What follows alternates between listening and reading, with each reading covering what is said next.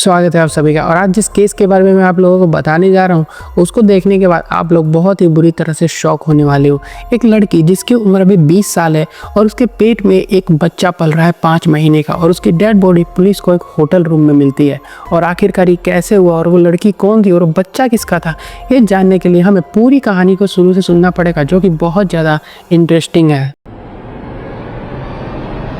उन विंग एक 20 साल की बहुत ही चुलबुली सी लड़की जो कि अभी हांगकांग की यूनिवर्सिटी से ब्यूटी का कोर्स कर रही है, और अपनी फैमिली पर ज़्यादा प्रेशर ना डालने के लिए ये एक पार्ट टाइम जॉब भी करती है। उसी जॉब में वो एक 19 साल के यानी अपने से 1 साल कम उम्र के काई नाम के लड़के से मिलती है। काई अभी हांगकांग यूनिवर्सिटी में बिजनेस स्टडी कर रहा है, और वो भी अपने कुछ खर्चे निकालने के लिए, पैसे कमाने के लिए पार्ट टाइम नौकरी करता है वहाँ पर। दोनों की जल्दी ही दोस्ती हो जाती है, दोनों में बातचीत भी शुरू हो गई है, और काफ़ी जल्दी लोग आगे बढ़ जाते हैं। इतनी आगे बढ़ जाते हैं कि जब इनके जहाँ पर ये लोग काम करते हैं वहाँ पर स्टोर में कोई नहीं होता, तो ये लोग उस स्टोर के अंदर फर्श के ऊपर यानी कि ज़मीन पर फिजिकल होते हैं। और जब कोई होता है तो इनसे रुका नहीं जाता, इसलिए ये दोनों वहाँ स्टोर के बाथरूम में जाकर फिजिकल होते हैं। और जब वहाँ नहीं हो पाते हैं तो ये लोग स्टोरेज रूम में जाकर फिजिकल होते हैं। ये लोग दोनों काम पर आते हैं और दिन में कम से कम 5 से 10 बार ये लोग पूरी स्टोर में फिजिकल हुआ करते थे। इनकी जो रिलेशनशिप थी वो बहुत ही तेज़ी से आगे बढ़ने लग गई थी। इनकी छुट्टी हुआ करती थी तो ये दोनों होटल रूम में जाकर फिजिकल हुआ करते थे। ऐसे देखते देखते जनवरी 2018 का टाइम आ गया था, और एक दिन पून बताती है कि वो प्रेग्नेंट है। ये बात सुनकर काई बहुत ज़्यादा खुश होता है, क्योंकि वो हमेशा से एक पिता बनना चाहता था, और उसकी ये जो खुशी है उसको वो एक्सप्रेस करने के लिए, उसको सेलिब्रेट करने के लिए वो पून से कहता है कि हमें एक वेकेशन पर जाना चाहिए, क्योंकि वैलेंटाइन डे का वीक आ रहा था। इसीलिए वो उसको वैलेंटाइन वेकेशन मनाने के लिए हांगकांग से बाहर जाने की बात करता है। लेकिन इन दोनों के पास इतने पैसे नहीं होते कि ये लोग अभी एक इंटरनेशनल ट्रिप कर पाए।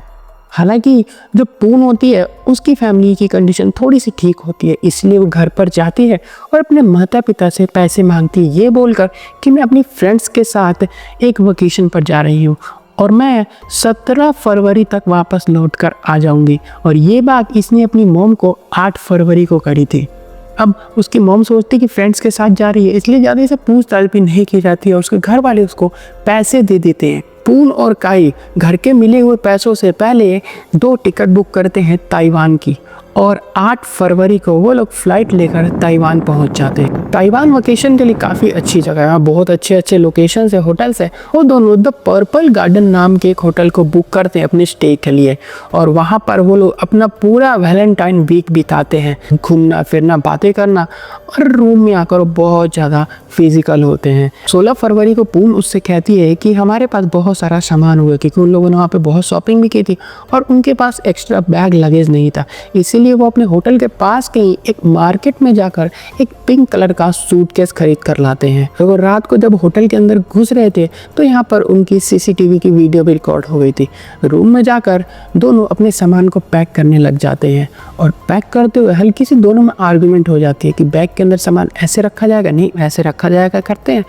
उसके बाद लड़ते दोनों वहीं पर फिजिकल होने लगते हैं, और वो करने के बाद पून अपनी मॉम को बहुत खुशी से मैसेज करके बताती है कि मॉम कल 17 फरवरी है और मैं 2 बजे तक आपके पास घर हांगकांग लौट आऊंगी। उस टाइम रात के 1:21 हो रहे थे। मॉम ने उससे पूछा भी कि तुम इतनी रात को क्यों जाग रही हो, तो उसका पून ने कोई जवाब नहीं दिया।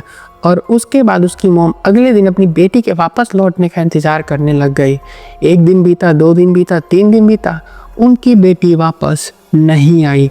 उसके बाद उसकी मॉम को फिक्र होने लग गई, उसकी कॉल भी नहीं लग रही थी, और पून किसी का भी यानी अपनी किसी फ्रेंड्स का नंबर देकर भी नहीं गई थी अपनी मॉम को। ऐसे देखते देखते 5 मार्च आ जाता है। फिर जाकर पून की मदर पुलिस स्टेशन में रिपोर्ट करवाती हैं अपनी बेटी की मिसिंग की। पुलिस ने 5 मार्च 2018 से ही छानबीन शुरू कर दी। पुलिस नोटिस करती है कि पून के एटीएम में से कोई लगातार पैसे विड्रॉ कर रहा है, बहुत ज़्यादा। पहले तो ताइवान में पैसे निकाले गए थे और अब हांगकांग में पैसे निकाले जा रहे हैं काफ़ी टाइम से। पुलिस सीसीटीवी की मदद से और पैसे निकालने वाली एटीएम की लोकेशन से सबसे पहले पकड़ती है उस पर्सन को, और वो और कोई नहीं बल्कि पून का बॉयफ्रेंड काई होता है। पुलिस उससे सबसे पहले यही सवाल करती है कि पून कहाँ है और तुम्हारे पास उसका एटीएम क्यों है। छानबीन करने पर इसके पास पून का मोबाइल फ़ोन और उसका डिजिटल कैमरा भी मिलता है। बिना डरे काई साफ साफ जो पुलिस को बताता है, वो सुन के होश उड़ जाते हैं सबके। वो बताता है कि मैंने पून को मार दिया है। 16 फरवरी की रात को जब दोनों बैग खरीद कर वापस होटल में आए थे, उन दोनों के बीच में हल्का सा आर्ग्यूमेंट हुआ था। आर्ग्यूमेंट करने के बाद दोनों फिर फिजिकल होते हैं। उसके बाद पून ने अपनी मदर को मैसेज किया था। उसके बाद दोनों सामान पैक करने लग गए थे और उनकी फिर से हल्की सी बात को लेकर आर्गुमेंट होने लग गई थी। और आर्गुमेंट इतनी बढ़ गई कि पून ने गुस्से में ये बोल दिया कि मेरे पेट में जो बच्चा पल रहा है ना, वो तुम्हारा नहीं बल्कि मेरे एक्स बॉयफ्रेंड का है। ये सुनने के बाद काई को बिल्कुल भी यकीन नहीं हुआ। उसका मानना था कि तुम झूठ बोल रही हो, पर नहीं। पून बताती है कि जब वो इसके साथ रिलेशनशिप में थी तो उसी दौरान वो अपने बॉयफ्रेंड से भी मिला करती थी और वो इसको अपने मोबाइल में वीडियोस दिखाती है जहाँ पर वो अपने एक्स बॉयफ्रेंड के साथ फिजिकल हो रही होती है रूम के अंदर। ये देखने के बाद काई का दिमाग फट जाता है, उसको बहुत गुस्सा आता है और उसी टाइम वो पून का सर पकड़कर दीवार में तेज तेज मारने लग जाता है। उसने 15 से 20 बार पून के दीवार को सर में मारा, जिसकी वजह से पून की हालत बहुत ख़राब हो जाती है। उसका सर फट जाता है, खून निकलने लगता है और वो फर्श पर गिर जाती है।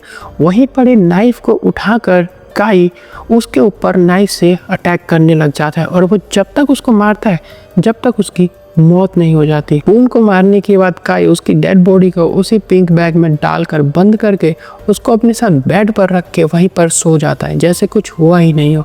अगली सुबह जितनी भी इन्होंने शॉपिंग की थी उस सामान को वो वहीं पर छोड़कर डिजिटल कैमरा, पून का आईफोन और उसका कार्ड लेकर और उस पिंक बैग के साथ अपना थोड़ा सामान लेकर उस होटल से निकल जाता है। यहाँ पर हम देख सकते हैं सीसीटीवी में कि वो अकेले ही बैग लेकर निकल रहा है। अगली इसको उसकी रोड पर एक ऑपिक फ़ोटो मिली जहाँ पर पिंक बैग के साथ घूम रहा था।